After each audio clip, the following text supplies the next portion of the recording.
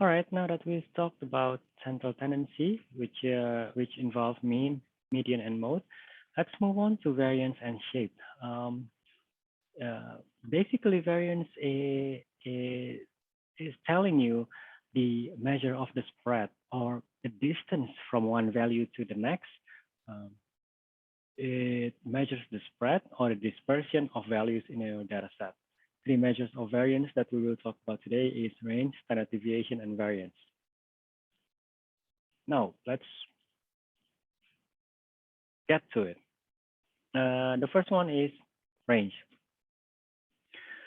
Range is the simplest numerical descriptive measure of variations in a set of data. The range is equal to the largest value minus to the smallest value. So here, you can see this uh, is converted to a formula. Range equals to the largest value minus the smallest value. Sorry, I should it is right. The largest value minus the smallest value. So when we go back to the serial example, we have 200 as the largest and 80 as the smallest. So it's 120 points or 120 calories. What does it tell you? It tells you that the range from the smallest value or the range from the lowest calorie in a cereal of a cereal, the distance between from the smallest calorie of a cereal to the largest calorie is 120. So there can be many different points between those two values, but the distance from the smallest to the largest is 120. It doesn't sound that interesting, right? Because sometimes you want something more. Sometimes you want other information like, okay, uh, then how do the scores cluster? How are the scores clustered in a data set? What is the distance between uh, the average distance of one value to the mean, for instance? So that's when you need that kind of information, that's when we are interested in another type of variation that is, so by the way, this is just the example that we just covered here. Uh, Here, variance, and standard deviation. Variance is denoted by S capital letter and square, S square, and the standard deviation is by standard deviation or S.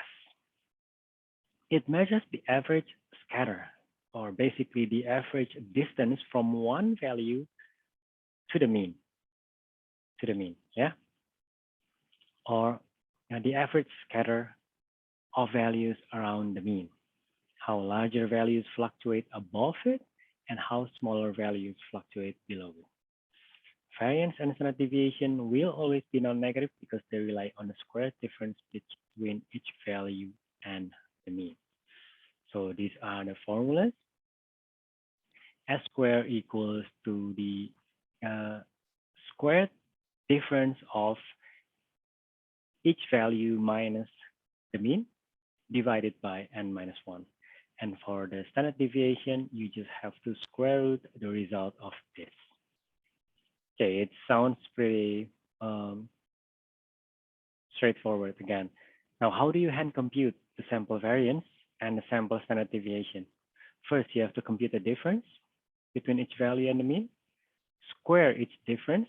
Here you see this number 2 here is the square. Add the square differences and then divide this total by n minus 1. If you're interested, that's how you get the sample variance. If you're interested in the sample standard deviation, then you just have to square root the results of the variance. Let's practice it. Okay, so we get this. Let's go back to the calories example again. We need to compute the variance and standard deviation of the calories. I usually use table to do it because I think it's nice how you lay out each score, but you don't need to do it anyway. It's just me doing it out of habit. Okay, so I think we don't really need this.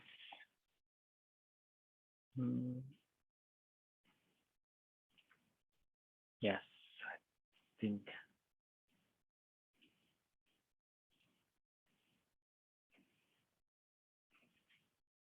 Okay, so again, the first step is each value subtracted by the mean. If you still remember, the data set consists of these values, right? 80, 100, 100, 110, 130, 190, and 200.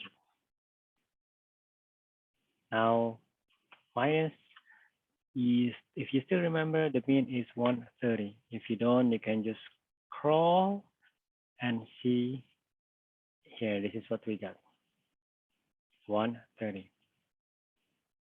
So let's get back to the table and let's just put this nicely uh, so that you can, the reason why I like this, doing it on a table, because you kind of lay out everything in detail. So whenever you make a mistake, you can always trace which part you actually did the mistake in. So 80 minus 130 is minus 50. It's minus 20, minus 20. It's, no, it's minus 30. And it's minus 20. It's 0. It's 60 and 70, right? Uh,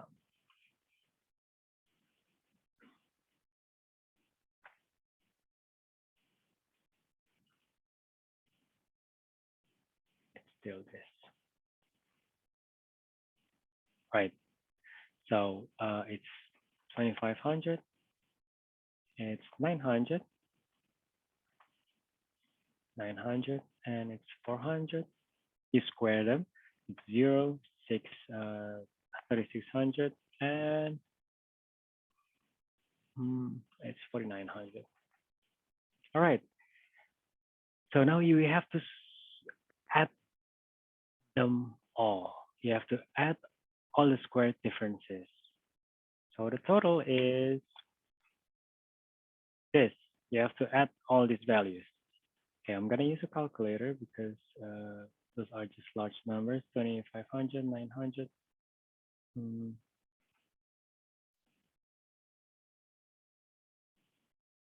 Okay, 13. So that's the total.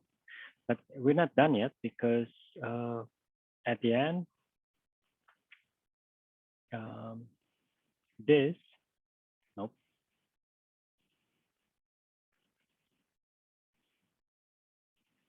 this should be divided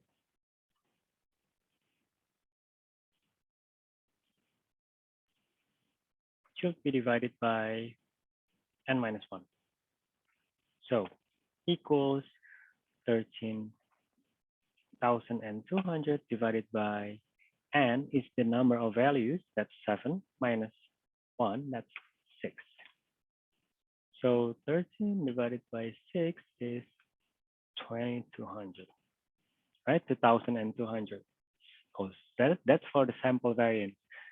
What if you also are interested in the sample standard deviation?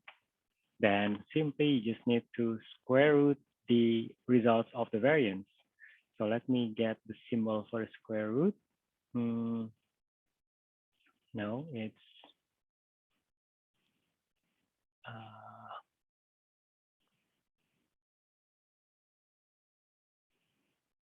there you go. It's 2200 equals